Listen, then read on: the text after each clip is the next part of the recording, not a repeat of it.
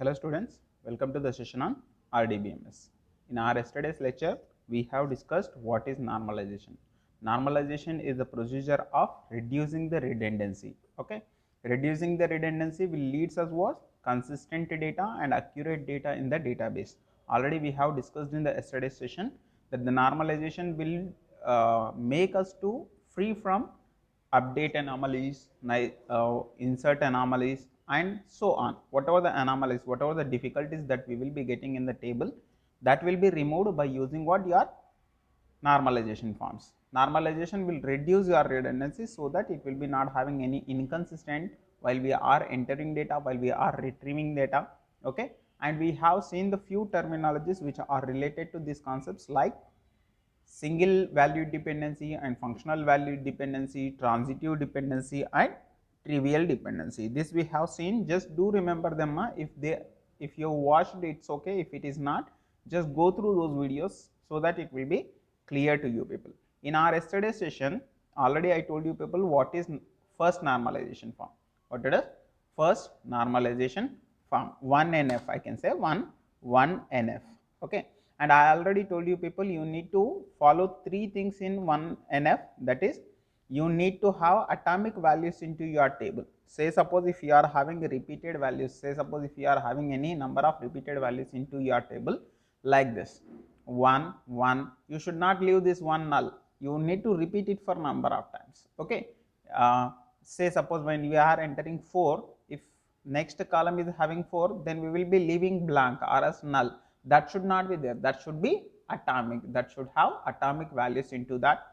First thing is atomic values in your table, and the second thing that you need to register in your first normal form is you need to find the primary key. You won't do anything in the first normal form, just you will see whether it is having atomic values or not, and you'll check whether we are having any column which acts like a primary key or not, and we will find that and we will put aside, and we will be finding functional dependencies.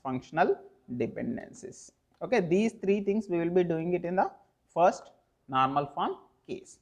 Okay, and apart from that we will be seeing the second normal form in our today's session, that is second normal form will be reducing the redundancy apart from the flexibilities that have been given by your first normal form. It will be reducing the redundancy more when we are comparing the first normal form. Why? Because in order to be in the second normal form, that should be in the first normal form first. Okay, it should be in the first normal form.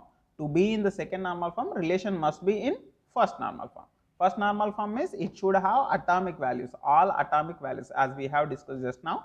It should have atomic values. Okay, and we need to find the primary keys in that, and you need to find the functional dependencies that are available in your relation, then that will be in your first normal form. So after being in the first normal form, in order to be in a second normal form, it should not allow any partial dependency. Already we have discussed this partial dependency and full functional dependency. Okay, your table, if it is not allowing any partial dependency, then that will be in your second normal form. Do register that one. Okay, a relation is in 2NF if it is having no partial dependency, that is no non-prime attribute is dependent on any other subset of any candidate of the table. Simply in other words, I can say that you people will be finding a key, primary key. Onto that only remaining all attributes should depend. If it is not depending like that, that will be not in your second normal form. Okay, already they have given the definition, you see ma, if a proper subset of candidate key determines non-prime attribute, then it is partial dependency. Means to say that, consider this example, student number, course number and fees number. If a student number is the primary key, then every detail in a table must depend on your student number only. Student number only. It should not depend on course number, it should not depend on course fee. Okay, if it is depending, if it is getting the data depending on course number, then it is a partial dependency. No proper subset of candidate key, any subset, any attribute in the candidate key should not determine the other values. See here, student number can determine course fee, course number can determine course fee. Then this course fee can determine, then this course fee can be determined by both of them. Then this is a partial dependency that should not be there in your second normal form, that they are saying. Okay, and see, in order to be more clear, we will go for this. Attributes which are not part of any candidate key should not determine anything. Okay, consider this table. As of now, we are having student. One student can study in number of courses, and number of courses can be done by a single student, and course fee will be depending on the course only, ma'am. Okay, course 1 will be having the same fee for every student. Note that there are many courses having the same course fee. Okay, many courses are having what? Same course fee. See, C1 is having 1000 rupees, C3 is also having 1000 rupees. Okay, and see, C4 is having 2000 and C5 is also having 2000. But here you see, course fee cannot be decided with the values of course number or student ID. Course fee cannot be determined by these two values itself. Course number C1, we will be getting 1000 rupees. If C3, we will be getting 1000 rupees. We will be getting the same value for C1 and C3. So, by holding only course number, we can't get that, and by holding student number, 1 will be paying 1000 rupees, and 4, student number 4 will also pay 1000 rupees.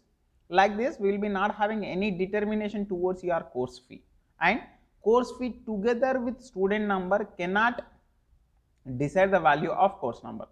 Why they are giving this statement? You see, along with the course fee, if you are adding student number, say student number 1 and 1000 rupees, student number 1 and 2000. If they are having this, it's okay. But student number 4, you see, he is having course fee as 1000 rupees. Student number is doing one more course C1, which is of 1000 rupees only. If we are combining these two also, if you are combining these two also, you will be not getting the detailed course details. Okay, or as course number detail, I can say. And then course fee together with course number cannot determine what? Value of student. Why? Because C1 and 1000 will gives you 1, and C1 and 1000 will gives you 4. How could you determine student number? Right, like that they are saying. Hence, course fee would be a non-prime attribute, as it does not belong to only one candidate key, student number and course number. Along with this, we can determine what? Course fee. But course number can determine course fee. Means to say that C1 will be having 1000 rupees only for any student, and C2 will be having 1500 only for any student. C3 will be having 1000 only for any student, and C4 will be having 2000 only for any student. Like that, we can determine the course number by we can determine the course fee by the course number, and course fee is dependent on what? Course number. And along with that, it can determine what? Student number. Based on the student number also, we can get the fees. So, course number, which is proper subset of candidate key, non-prime attribute, course fee is dependent on a proper subset of candidate key. Means to say that, if say suppose if this is the candidate key, student number and course number, then course number will become a subset of your candidate key. These are the combination of two attributes, student number and course number. They will become what? Candidate key. And course number, only course number can determine what? Course fee. This will become proper subset. Course number will become proper subset. Prime key is what? Student number and course number. But proper subset is what? Course number.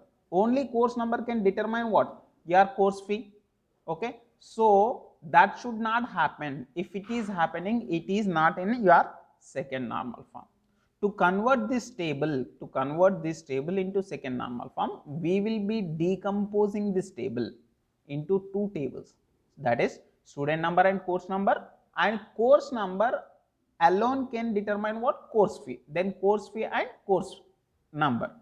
So when you are decomposing this, we will be getting the table like this. Okay,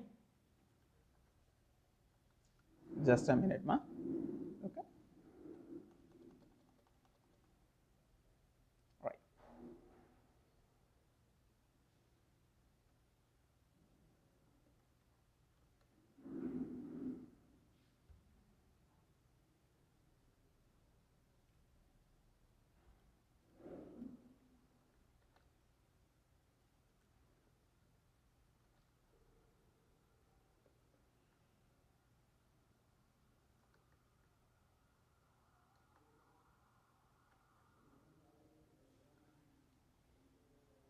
So table not has been given in a clear manner. I will go with this. Okay, I hope it is visible to you people.